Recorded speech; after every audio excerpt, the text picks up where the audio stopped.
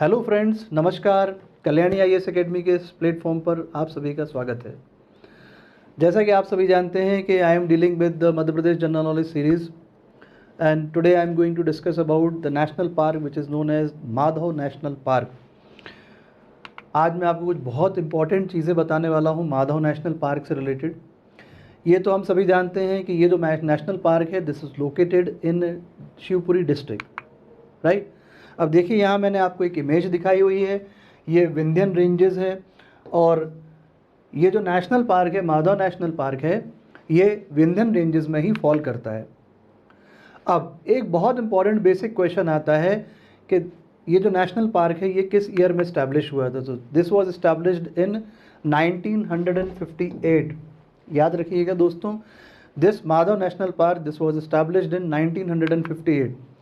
अब अगर हम इसके एरिया की बात करें then it is approximately 354 square kilometers. थोड़ा सा इसके एरिया ज़्यादा आता है, तो ये भी हो सकता है कि आपसे वहाँ 355 स्क्वायर किलोमीटर्स टिक करवाएं।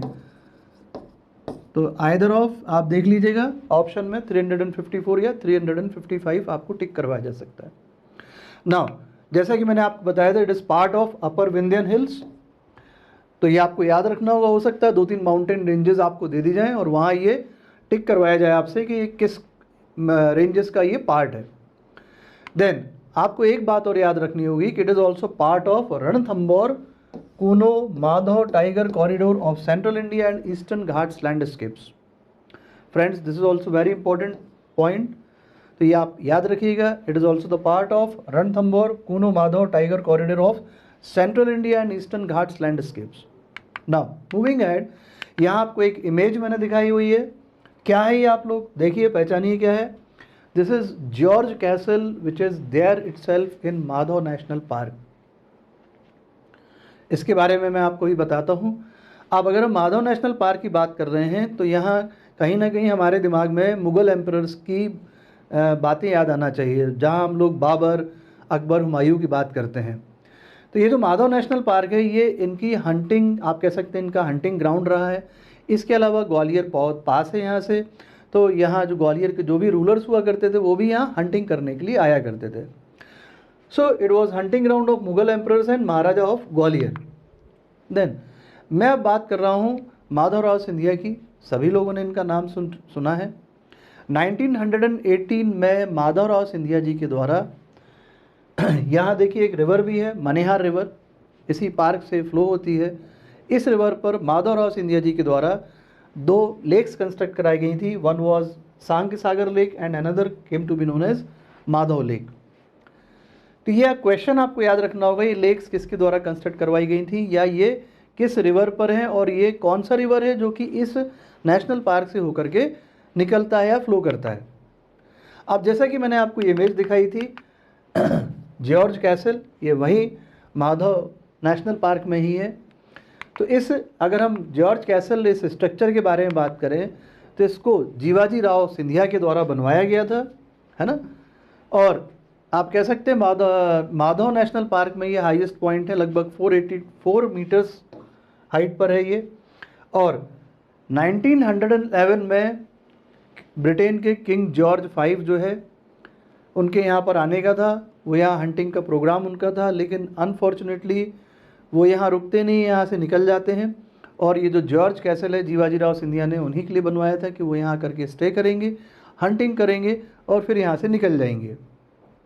चलिए, एक ये आपको इमेज दिखाई दे रही है, मैंने सांग सागर लेक है जो माधव नेशनल पार्क में ही, उसकी मैंने इमेज यहाँ पर आपको दिखाई हुई है। और एक क्रोकोडाइल भी आपको, मगरमच्छ भी दिखाई दे रहा है, इसके बारे में भी आपको बताता हूँ। अब मैं ये बताना चाह रहा हूँ कि यहाँ कौन कौन से ऐसे एनिमल्स हैं जो पाए जाते हैं।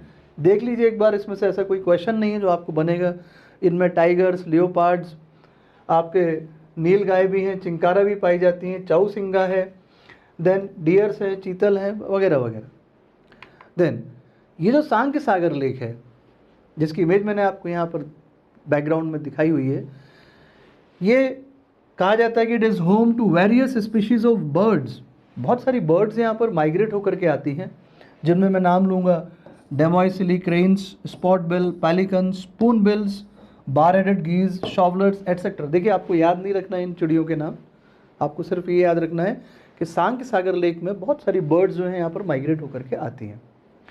और इस सांक सागर लेक में ही जो मार्श क्रोकोडाइल्स हैं वो यहाँ काफ़ी मात्रा में हमको देखने को मिलते हैं, और इसी कारण जो है इस लेक को क्रोकोडाइल सफारी भी कहा जाता है, और काफ़ी टूरिस्ट का अट्रैक्शन पॉइंट भी ये वहाँ पर है। तो इसीलिए सांक सागर लेक बहुत इंपॉर्टेंट है, आप लोग याद रखिएगा। ये माधव नेशनल पार्क में ही लोकेटेड है ऑन मनिहार रिवर। देन एक डैम भी यहाँ पर हमको देखने को मिलता है जो कि इस पार्क के नॉर्थ वेस्टर्न पार्ट में है लोकेटेड है, जिसका नाम है मडीखेरा डैम। देन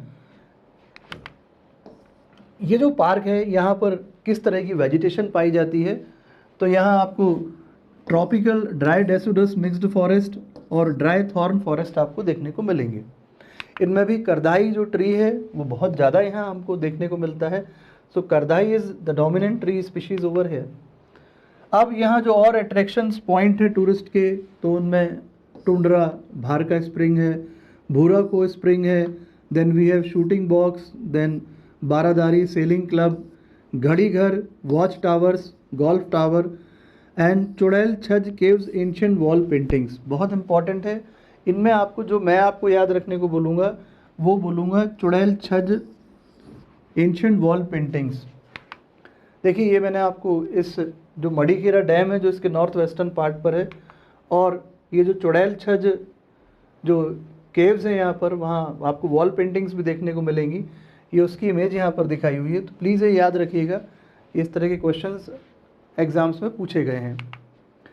देन जैसे कि मैंने आपसे लेक्स के बारे में चर्चा करी है, तो यहाँ पर आपको सांक सागर, जादव सागर और माधव सागर, ये 3 लेक्स हैं, ये तीनों के नाम आपको याद रखने होंगे। देन मनिहार रिवर जो है वो यहाँ से फ्लो होती है, ये आप प्लीज़ याद रखिएगा। एक यहाँ पर कंजर्वेशन इशू भी देखने को मिला है, एक ट्राइब है सहारिया ट्राइब जो हमारे मध्य प्रदेश में देखने को मिलती है।